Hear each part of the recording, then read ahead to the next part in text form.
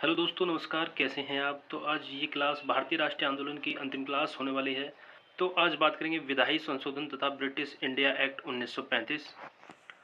बात करें, ब्रिटिश सरकार ने कंपनी में व्याप्त भ्रष्टाचार एवं कुप्रशासन को दूर करने के लिए 1773 ईस्वी का रेगुलेटिंग एक्ट पारित किया। दोस्तों याद रखेंगे, इम्पोर्टेंट है 1773 ईस्वी का रेगुलेटिंग एक्ट। दोस्तों पूछा जाता है कि रेगुलेटिंग एक्ट कब पारित किया गया, तो 1773 ईस्वी। रेगुलेटिंग एक्ट 1773 के द्वारा सर्वप्रथम कलकत्ता में एक सर्वोच्च न्यायालय की स्थापना की गई। इसमें एक मुख्य न्यायाधीश तथा 3 अन्य न्यायाधीशों की व्यवस्था की गई। तो आपको याद रखना है कि कलकत्ता में सर्वोच्च न्यायालय की स्थापना सर्वप्रथम किस एक्ट के द्वारा की गई, तो रेगुलेटिंग एक्ट 1773 के द्वारा की गई। आगे बढ़ते हैं दोस्तों। उच्चतम न्यायालय 1774 ईस्वी में गठित किया गया और एलिजा इम्पे इसके मुख्य न्यायाधीश तथा चैम्बर्स लिमिस्टर एवं हाइड अन्य न्यायाधीश नियुक्त हुए।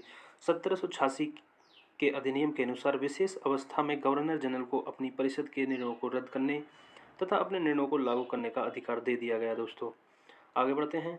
कॉर्नवालिस जिला कलेक्टरों को अधिक शक्तिशाली नहीं बनने देना चाहता था, अतः उसमें शक्ति के पृथक्करण सिद्धांत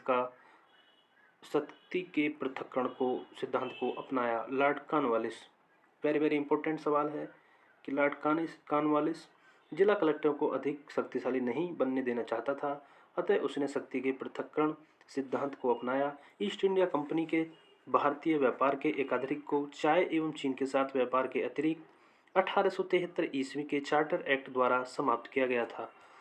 अगले क्वेश्चन की तरफ बढ़ते हैं दोस्तों। तो दोस्तों जो भी भाई बहन हमसे जुड़े हैं, प्लीज़ हमें सपोर्ट करें। वीडियो भी हमारी इतनी वायरल नहीं हो पा रही है दोस्तों, लेकिन फिर भी हम आपके लिए दिन पर दिन प्रत्येक दिन 2 से 3 क्लास आपके लिए ला रहे हैं, जो आपके UP triple S C PET 2023 में काफ़ी हेल्पफुल साबित होंगी दोस्तों। तो चलिए दोस्तों अगले क्वेश्चन की बात करते हैं बिना वक्त गवाए। 1813 ईस्वी के चार्टर एक्ट द्वारा भारत में शिक्षा पर 1 लाख रुपये वार्षिक खर्च करने का प्रावधान किया गया। तो आप याद रखेंगे कि शिक्षा पर 1 लाख रुपये वार्षिक खर्च करने का प्रावधान किस एक्ट के द्वारा किया गया। वेरी वेरी इंपॉर्टेंट दोस्तों, नोट कर लेंगे इसे। 1813 के चार्टर एक्ट द्वारा 1813 के चार्टर एक्ट द्वारा भारत में शिक्षा पर 1 लाख रुपये वार्षिक खर्च करने का प्रावधान 1813 के चार्टर एक्ट द्वारा किया गया। आगे बढ़ते हैं। चार्टर एक्ट 1833 द्वारा कंपनी के सभी वाणिज्यिक अधिकार समाप्त कर दिए गए। उससे भविष्य में केवल एक राजनीतिक कार्य ही करने थे। आगे 1833 के अधिनियम द्वारा बंगाल का गवर्नर जनरल अब समूचे भारत का गवर्नर जनरल बन गया। जो बंगाल का गवर्नर जनरल था वो समूचे भारत का गवर्नर जनरल बन गया 1833 के अधिनियम द्वारा। ये भी आप याद रखना है, 1833 अधिनियम के द्वारा बंगाल के गवर्नर जनरल अब समूचे भारत का गवर्नर जनरल बन गया था। दोस्तों वेरी वेरी इंपॉर्टेंट, परीक्षाओं में बार बार पूछा जाता है। 1833 के अधिनियम द्वारा कानून बनाने के लिए गवर्नर जनरल की परिषद में एक कानूनी सदस्य चौथे सदस्य के रूप में सम्मिलित किया गया। ये भी आपको याद रखना है। आगे बढ़ते हैं दोस्तों। अब बात करते हैं 1858 के भारत राज्य सरकार अधिनियम government of India act 1858। Government of India act 1858 द्वारा भारतीय प्रशासन का नियंत्रण कंपनी से छीनकर ब्रिटिश राजमुकुट को सौंप दिया गया। इंडियन काउंसिलिंग एक्ट, अगले पर बढ़ते हैं। इंडियन काउंसिलिंग एक्ट 1861 के द्वारा गवर्नर जनरल को अध्यादेश जारी करने की शक्ति प्रदान की गई। इंडियन काउंसिलिंग एक्ट 1861 के द्वारा गवर्नर जनरल को अध्यादेश जारी करने की शक्ति प्रदान की गई। वेरी वेरी इंपॉर्टेंट, ये अध्यादेश अधिकाधिक 6 माह तक लागू रह सकते थे दोस्तों, ये आपको याद रखना है। आगे बढ़ते हैं दोस्तों। इंडियन काउंसिलिंग एक्ट के द्वारा गवर्नर जनरल अध्यादेश को जारी करने की शक्ति प्रदान की गई। और कब तक? 6 माह तक ये लागू रह सकते थे अध्यादेश। 1861 के भारतीय परिषद अधिनियम द्वारा वायसराय की परिषद को कानून बनाने की शक्ति प्रदान की गई, जिसके तहत लॉर्ड कैनिंग ने विभागीय प्रणाली की शुरुआत की। दोस्तों वेरी वेरी इंपॉर्टेंट कि विभागीय प्रणाली की शुरुआत किसने की? लॉर्ड कैनिंग ने की। क्वेश्चन बन सकता है कि विभागीय प्रणाली की शुरुआत किसने की, तो लॉर्ड कैनिंग ने की। और किस अधिनियम के द्वारा की, तो 1861 के भारतीय परिषद अधिनियम के द्वारा की। भारतीय परिषद के अधिनियम द्वारा लॉर्ड कैनिंग ने विभागीय प्रणाली की शुरुआत की। दोस्तों आप याद रखेंगे। आगे बढ़ते हैं। भारतीय परिषद अधिनियम 1861 के द्वारा कानून बनाने के लिए वायसराय की कार्यकारी परिषद में न्यूनतम 6 और अधिकतम 12 अतिरिक्त सदस्यों की नियुक्ति से उसका विस्तार किया गया। दोस्तों अगले क्वेश्चन की तरफ बढ़ते हैं। बॉम्बे, मद्रास और कलकत्ता उच्च न्यायालयों की स्थापना ब्रिटिश संसद द्वारा पारित 1861 के भारतीय उच्च न्यायालय अधिनियम के तहत 1862 में की गई थी। याद रखेंगे कि बॉम्बे, मद्रास और कलकत्ता के उच्च न्यायालयों की जो स्थापना की गई थी वो 1861 के भारतीय उच्च न्यायालय अधिनियम के तहत 1862 में की गई थी। दोस्तों आगे बढ़ते हैं। मॉन्टेग्यू चेम्सफोर्ड की संस्तुति के आधार पर ही वर्ष 1982 से सिविल सेवा परीक्षा इंग्लैंड एवं भारत में एक साथ आयोजित की जाने लगी। दोस्तों याद रखेंगे सिविल सेवा परीक्षा यूपीएससी जिसे बोलते हैं सिविल सेवा परीक्षा इंग्लैंड और भारत में वर्ष 1982 से एक साथ आयोजित की जाने लगी। दोस्तों मॉन्टेग्यू चेम्सफोर्ड की संस्तुति के आधार पर आगे बढ़ते हैं। दोस्तों भारत में प्रांतों में द्वैध शासन का प्रारंभ मॉन्टेग्यू चेम्सफोर्ड सुधारों 1919 से प्रारंभ किया गया जिसे भारत सरकार अधिनियम 1919 भी कहा गया। दोस्तों आगे बोलते हैं भारत सरकार 1919 कहा गया। प्रांतों में द्वैध शासन का जो प्रारंभ था, भारत में द्वैध शासन का जो प्रारंभ था मॉन्टफोर्ड जिसे मॉन्टेग्यू चेम्सफोर्ड सुधारों से प्रारंभ किया गया। प्रांतों में द्वैध शासन का प्रारंभ याद रखेंगे आप, जिसे भारत सरकार अधिनियम 1919 भी कहा गया। आगे बढ़ते हैं। वर्ष 1926 में भारत में एक लोक सेवा आयोग का गठन किया गया। 1935 के अधिनियम के तहत लोक सेवा आयोग के स्थान पर संघीय लोक सेवा आयोग का गठन हुआ। दोस्तों ये क्या हुआ था 1926 में लोक सेवा आयोग का गठन 26 में, लेकिन 1935 के अधिनियम के तहत लोक सेवा आयोग के स्थान पर संघीय लोक सेवा आयोग का गठन हुआ। याद रखेंगे आप दोस्तों, संघीय लोक सेवा आयोग यूपीएससी जैसे बोलते हैं 1935 के अधिनियम के तहत हुआ। ये 1935 के अधिनियम के तहत वर्ष 1937 से संघीय लोक सेवा आयोग ने ब्रिटिश लोक सेवा आयोग से स्वतंत्र परीक्षा आयोजित करना प्रारंभ किया। आगे बढ़ते हैं। वर्ष 1950 में संविधान के लागू होने के बाद संघीय लोक सेवा आयोग एफपीएससी का नाम बदलकर संघ लोक सेवा आयोग यूपीएससी कर दिया गया। दोस्तों आगे बढ़ते हैं। 1935 के अधिनियम के द्वारा प्रांतों में द्वैध शासन समाप्त कर दिया, प्रांतों को स्वायत्तता प्रदान की गई एवं केंद्र में द्वैध शासन लागू किया गया। दोस्तों केंद्र में क्या हुआ, 1935 के अधिनियम द्वारा प्रांतों में द्वैध शासन समाप्त कर प्रांतों को स्वायत्तता प्रदान की गई एवं केंद्र में द्वैध शासन लागू किया गया। भारत का वर्तमान संवैधानिक ढांचा बहुत कुछ 1935 के नियम पर आधारित है।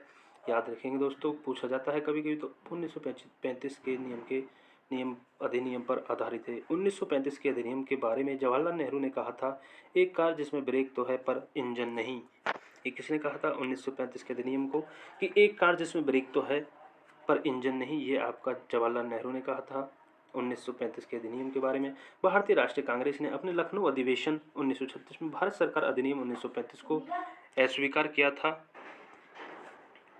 पंडित जवाहरलाल नेहरू ने भारत सरकार अधिनियम 1935 को गुलामी का अधिकार या दासता का आज्ञापत्र बताते हुए उसकी कठोर आलोचना की थी। दोस्तों याद रखेंगे आप कि किसने आलोचना की, पंडित जवाहरलाल नेहरू ने भारत सरकार अधिनियम 1935 को गुलामी का अधिकार या दासता का आज्ञापत्र बताते हुए इसकी कठोर आलोचना की। अब बात करेंगे दोस्तों भारत छोड़ो आंदोलन, आज़ाद हिंद फौज तथा नेताजी सुभाष चंद्र बोस के बारे में। तो आगे बात करें। वर्धा में 14 जुलाई 1942 को हुई कांग्रेस की समिति की बैठक में भारत छोड़ो नामक प्रस्ताव पारित किया गया। भारत छोड़ो प्रस्ताव वर्धा में 14 जुलाई 1942 को, इसकी अध्यक्षता तत्कालीन कांग्रेस अध्यक्ष अबुल कलाम आज़ाद ने की थी। और आगे 7 अगस्त 1942 को मुंबई के ऐतिहासिक ग्वालियर टैंक में अखिल भारतीय कांग्रेस कमेटी की वार्षिक बैठक हुई जिसमें वर्धा प्रस्ताव भारत छोड़ो की पुष्टि हुई। आगे बात करते हैं दोस्तों, कुछ संशोधनों के बाद 8 अगस्त 1942 को प्रस्ताव स्वीकार कर लिया गया और भारत के स्वतंत्रता संघर्ष के तहत अंग्रेजों के विरुद्ध भारत छोड़ो आंदोलन का प्रारंभ करने की घोषणा की गई। 8 अगस्त 1942 को अखिल भारतीय कांग्रेस कमेटी की बैठक में पंडित जवाहरलाल नेहरू द्वारा भारत छोड़ो प्रस्ताव पेश किया गया जिसका सरदार वल्लभ भाई पटेल ने समर्थन किया था। इसका किसने समर्थन किया दोस्तों, सरदार वल्लभ भाई पटेल ने समर्थन किया था भारत छोड़ो प्रस्ताव का। आगे बढ़ते हैं। इस प्रस्ताव का आलेख स्वयं महात्मा गांधी ने नेहरू और आज़ाद से के सहयोग से बनाया था। Hindu Mahasabha, communist party of India, university party of Punjab एवं मुस्लिम लीग ने भारत छोड़ो आंदोलन का समर्थन नहीं किया था। आगे बढ़ते हैं दोस्तों। 9 अगस्त 1942 को भारत छोड़ो आंदोलन का प्रारंभ हुआ। याद रखेंगे तिथि को, वेरी वेरी इंपॉर्टेंट है। भारत छोड़ो आंदोलन 9 अगस्त 1942 को भारत छोड़ो आंदोलन प्रारंभ हुआ। आंदोलन प्रारंभ होते ही ऑपरेशन जीरो ओवर के तहत गांधी जी तथा अन्य छोटी कांग्रेस नेताओं को गिरफ्तार कर लिया गया। आगे बढ़ते हैं। गांधी जी को गिरफ्तार कर सरोजिनी नायडू सहित पूना के आंगा खां पैलेस में रखा गया। भारत छोड़ो आंदोलन 1942 के समय भारत का प्रधान सेनापति लॉर्ड वेवेल था। लॉर्ड वेवेल थे दोस्तों। वेरी वेरी इंपॉर्टेंट सवाल है कि भारत छोड़ो आंदोलन के समय भारत का प्रधान सेनापति कौन था? Commander in chief Lord Wavell थे दोस्तों। लॉर्ड वेवेल थे भारत छोड़ो आंदोलन के समय कमांडर इन चीफ। भारत छोड़ो आंदोलन के दौरान बंबई के विभिन्न भागों से कांग्रेस का गुप्त रेडियो प्रसारित किया जाता था, जिसे मद्रास तक सुना जा सकता था। भारत छोड़ो आंदोलन के दौरान बंबई के विभिन्न भागों से कांग्रेस का गुप्त रेडियो प्रसारित किया जाता था, जिसे मद्रास तक सुना जा सकता था। आगे बात करते हैं दोस्तों, राम मनोहर लोहिया नियमित रूप से इस रेडियो का प्रसारण करते थे। राम मनोहर लोहिया कौन करते थे रेडियो को प्रसारण? राम मनोहर लोहिया नियमित रूप से इस रेडियो पर प्रसारण करते थे। उषा मेहता कांग्रेस के भूमिगत रेडियो का संचालन करने वाले छोटे से दल की एक महत्वपूर्ण सदस्य थी, उषा मेहता। आगे बढ़ते हैं, महात्मा गांधी के भारत छोड़ो आंदोलन के दौरान अमेरिकी पत्रकार लुई फिशर महात्मा गांधी के जीवनीकार उनके साथ थे। भारत छोड़ो आंदोलन के दौरान जयप्रकाश नारायण ने हजारीबाग के सेंट्रल जेल से फरार होकर भूमिगत गतिविधियों को संगठित किया। आगे बढ़ते हैं दोस्तों, भारत छोड़ो आंदोलन 1942 के दौरान बंबई में कांग्रेस सम्मेलन को संबोधित करते हुए गांधी जी ने जो भाषण दिया था उसके बारे में पट्टाभी सीतारामैया ने लिखा है कि वास्तव में गांधी जी उस दिन अवतार एवं पैगंबर की प्रेरक शक्ति से प्रेरित होकर भाषण दे रहे थे। आगे बढ़ते हैं दोस्तों, भारत छोड़ो आंदोलन की एक महत्वपूर्ण विशेषता थी देश के कई स्थानों पर समानांतर सरकार की स्थापना। आगे बात करते हैं बलिया के बारे में। बलिया अगस्त 1942 में चित्तू पांडे के नेतृत्व में तामलुक मिदनापुर बंगाल दिसंबर 1942 से सितंबर 1944 तक यहाँ की जातीय सरकार ने तूफान पीड़ितों की सहायता के लिए कार्यक्रम प्रारंभ किया दोस्तों। आगे सतारा जो कि महाराष्ट्र में 1943 के मध्य से 1945 तक यह सबसे लंबे समय तक चलने वाली सरकार थी। यहाँ पर प्रति सरकार के नाम से समानांतर सरकार स्थापित की गई। इसके प्रमुख नेता वाई वी चौहान एवं नाना पाटिल थे। आगे बात करते हैं, बीमारी के आधार पर गांधी जी को 6 मई 1944 को रिहा कर दिया गया। विंस्टन चर्चिल ने गांधी जी की रिहाई के संबंध में कहा कि जब हम हर जगह जीत रहे हैं, ऐसे वक्त में हम एक कमबख्त बुड्ढे के सामने कैसे झुक सकते हैं जो हमेशा हमारा दुश्मन रहा है दोस्तों, विंस्टन चर्चिल ने कहा था। आगे बात करते हैं दोस्तों, भारत छोड़ो क्वाइट इंडिया करो या मरो डू और डाई का नारा यूसुफ मेहर अली ने दिया था। आगे नेताजी सुभाष चंद्र बोस का जन्म 23 जनवरी 1897 को उड़ीसा के कटक में हुआ था दोस्तों। Very very important, Netaji Subhash Chandra Bose ji का जन्म 23 जनवरी 1897 ईस्वी को उड़ीसा के कटक में हुआ था। सुभाष चंद्र बोस को वर्ष 1938 में भारतीय राष्ट्रीय कांग्रेस का अध्यक्ष बनने के बाद गुरुदेव रविन्द्रनाथ टैगोर द्वारा शांति निकेतन में देश नायक की उपाधि से सम्मानित किया गया। महात्मा गांधी ने सुभाष चंद्र बोस को देशभक्तों का देशभक्त कहा था। आगे बात करते हैं, सुभाष चंद्र बोस ने कांग्रेस के अध्यक्ष का पद त्याग देने के बाद 3 मई 1939 को फॉरवर्ड ब्लॉक की स्थापना की थी। वेरी वेरी इंपॉर्टेंट कि फॉरवर्ड ब्लॉक की स्थापना किसने की? सुभाष चंद्र बोस ने 3 मई 1939 को। आज़ाद हिंद फौज की स्थापना मूलतः कैप्टन मोहन सिंह ने की थी। आज़ाद हिंद फौज की पहले डिवीजन का औपचारिक गठन सितंबर 1942 में हुआ था और कैप्टन मोहन सिंह इसके प्रधान सेनापति बने। 21 अक्टूबर 1943 को सुभाष चंद्र बोस ने सिंगापुर में स्वतंत्र भारत की अस्थायी सरकार आज़ाद हिंद सरकार का गठन किया। आगे बात करते हैं, आज़ाद हिंद फौज का पुनर्गठन 4 जुलाई 1943 को सुभाष चंद्र बोस के नेतृत्व में किया गया। कांग्रेस ने आज़ाद हिंद फौज बचाव समिति का गठन किया। आगे बात करते हैं दोस्तों, जिसमें भोला भाई देसाई के नेतृत्व में तेज बहादुर सप्रू कैलाश नाथ काटेजू अरुणा आसफ अली और जवाहरलाल नेहरू प्रमुख वकील थे। कैबिनेट मिशन 24 मार्च 1946 को दिल्ली आया। इसके अध्यक्ष भारत के मंत्री लॉर्ड पैथिक लॉरेंस थे तथा अन्य 2 सदस्य स्टेफोर्ड क्रिप्स अध्यक्ष बोर्ड ऑफ ट्रेड तथा एवी अलेक्जेंडर थे। कैबिनेट मिशन ने त्रिस्तरीय शासन व्यवस्था को सुझाया।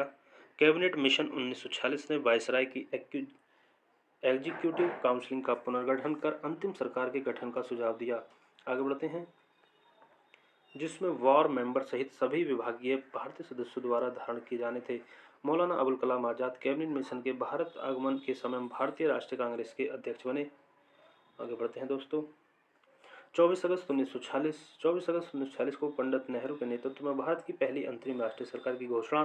2 दिसंबर 1946 को इसका गठन हुआ, जिसमें प्रारंभ में मुस्लिम लीग की भागीदारी नहीं थी दोस्तों। आगे वर्ष 1946 की अंतिम सरकार में आसफ अली को रेल और परिवहन विभाग सौंपा गया। आगे लियाकत अली सहित लीग के 5 सदस्यों को 26 अक्टूबर 1946 को सरकार में मंत्री बनाया गया, जिसके कारण 3 कांग्रेस सदस्य सैयद अली जहीर, शरद चंद्र बोस तथा सफात अहमद खां को हटना पड़ा। आगे बढ़ते हैं दोस्तों, कैबिनेट मिशन प्लान के अंतर्गत संविधान सभा का गठन किया गया था। आगे बढ़ते हैं, यहाँ से हम इम्पोर्टेंट प्रश्नों को लेंगे। जैसे कैबिनेट मिशन योजना के अनुसार जुलाई 1946 को संविधान सभा के चुनाव हुए। संविधान सभा का प्रथम अधिवेशन 9 दिसंबर 1946 को हुआ था। इसके अस्थायी अध्यक्ष डॉक्टर सच्चिदानंद सिन्हा, अस्थायी अध्यक्ष 9 दिसंबर 1946। डॉक्टर राजेंद्र प्रसाद अस्थायी अध्यक्ष थे। और 11 दिसंबर 1946 को संविधान सभा की दूसरी बैठक में दिल्ली में हुई, जब डॉक्टर राजेंद्र प्रसाद को स्थायी अध्यक्ष निर्वाचित किया गया। दोस्तों 11 दिसंबर 1946 को याद रखेंगे, स्थायी अध्यक्ष डॉक्टर राजेंद्र प्रसाद और अस्थायी अध्यक्ष डॉक्टर सच्चिदानंद सिन्हा 9 दिसंबर 1946 को चुना गया था। आगे ब्रिटिश सरकार, ब्रिटिश युग में जीवी मावलंकर वर्ष 1940 से 14 अगस्त 1947 तक केंद्रीय लेजिस्लेटिव असेंबली के अध्यक्ष रहे एवं भारत के स्वतंत्र होने के बाद लोकसभा के प्रथम अध्यक्ष के रूप में वर्ष 1952 से 1956 तक रहे। 52 से 56 तक रहे। आगे जीवी मावलंकर वर्ष 1937 से 1940 के दौरान बम्बई प्रांत के लेजिस्लेटिव असेंबली के भी अध्यक्ष रहे। आगे बढ़ते हैं, भारत की स्वतंत्रता के समय क्लीमेंट आर एटली ब्रिटिश प्रधानमंत्री थे। भारत की स्वतंत्रता के समय, वेरी वेरी इंपॉर्टेंट, क्लीमेंट और एटली ब्रिटिश प्रधानमंत्री थे। आगे बढ़ते हैं दोस्तों, ब्रिटेन के प्रधानमंत्री एटली ने 20 फरवरी 1947 को हाउस ऑफ कॉमन्स में यह घोषणा की थी कि अंग्रेज जून 1948 के पहले ही उत्तरदायी लोगों को सत्ता हस्तांतरित करने के उपरांत भारत छोड़ देंगे। याद रखेंगे दोस्तों, ब्रिटेन के प्रधानमंत्री एटली ने 20 फरवरी 1947 को हाउस ऑफ कॉमन्स में यह घोषणा की कि अंग्रेज जून 1948 के पहले ही उत्तरदायी लोगों को सत्ता हस्तांतरित करने के उपरांत भारत छोड़ देंगे। आगे बढ़ते दोस्तों, माउंटेनबेटन योजना 3 जून 1947 के अनुसार ब्रिटिश संसद द्वारा जुलाई 1947 में भारतीय स्वतंत्रता अधिनियम द इंडियन इंडिपेंडेंट एक्ट पारित किया गया, जिसमें भारत और पाकिस्तान नामक दो डोमिनियों की स्थापना के लिए 15 अगस्त 1947 की तिथि निश्चित की गई। आगे करते हैं, गांधी जी का यह सुझाव था कि अंतरिम सरकार पूर्ण रूप से लीग के नेता जिन्ना के हाथों सौंप दी जाए, जिससे भारत में सांप्रदायिक दंगों को रोका जा सके। आगे बढ़ते हैं, 15 जून 1947 को जिस समय कांग्रेस महासमिति ने दिल्ली में भारत के विभाजन का प्रस्ताव स्वीकृत किया, उस समय कांग्रेस के अध्यक्ष आचार्य JB कृपलानी थे। आगे बढ़ते हैं, 14-15 जून 1947 को संपन्न अखिल भारतीय कांग्रेस कमेटी की बैठक में भारत विभाजन के विपक्ष में खान अब्दुल गफ्फार खान सीमंत गांधी ने मतदान किया था। आगे बढ़ते हैं दोस्तों, डॉक्टर सैफुद्दीन किशोर ने वर्ष 1947 में कांग्रेस कमेटी की बैठक द्वारा विभाजन के प्रस्ताव के पारित होने को राष्ट्रवाद का संप्रदायवाद के पक्ष के रूप में समर्पण के रूप में लिया। आगे बढ़ते हैं, 15 अगस्त 1947 की मध्य रात्रि के केंद्रीय असेंबली में जनगण मन तथा इकबाल का जो गीत था, सारे जहां से अच्छा हिंदुस्तान हमारा, MS सुब्बालक्ष्मी ने गाया था दोस्तों केंद्रीय असेंबली में 15 अगस्त 1947 को। आगे बात करते हैं दोस्तों, स्वतंत्र भारत के प्रथम गवर्नर जनरल लॉर्ड माउंटेनबेटन और प्रथम भारतीय गवर्नर जनरल चक्रवर्ती राजगोपालाचार्य 48 से 50 थे।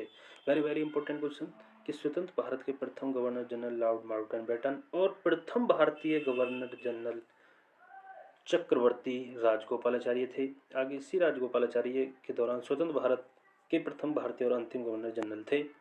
राजगोपालाचार्य स्वतंत्र भारत के प्रथम भारतीय और अंतिम गवर्नर जनरल थे। आगे बात करते हैं, स्वतंत्र भारत के प्रथम विधि मंत्री BR अम्बेडकर थे। विधि मंत्री कौन थे? डॉक्टर भीमराव अम्बेडकर थे।